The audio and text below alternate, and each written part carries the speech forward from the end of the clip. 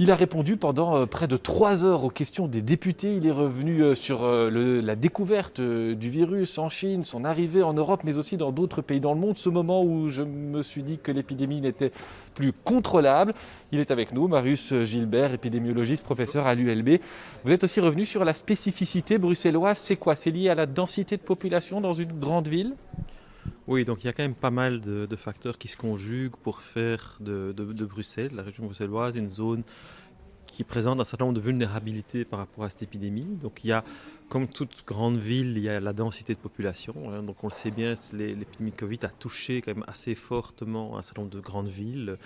Paris a été touché, New York, il y a eu un impact en termes de nombre de décès considérable.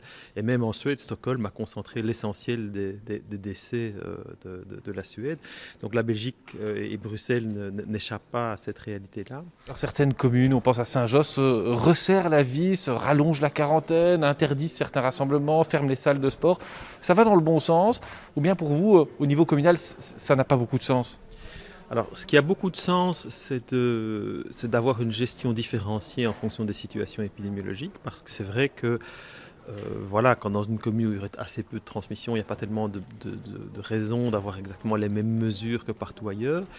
Mais il faut éviter non plus aussi que ça soit une forme de double peine. C'est-à-dire qu'en fait, on sait très bien qu'il y a des déterminants sociaux, il y a des difficultés, des conditions socioculturelles qui sont très différentes.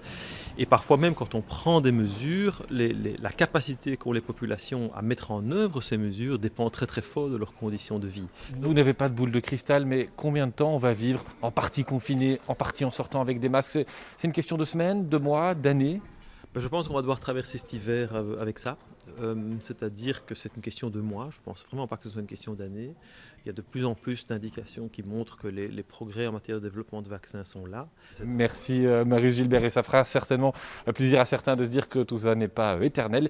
Il est le premier à être venu, mais la commission Covid du Parlement bruxellois va poursuivre ses travaux au moins jusqu'à la fin d'année. Elle se donne peut-être encore quelques mois supplémentaires si besoin.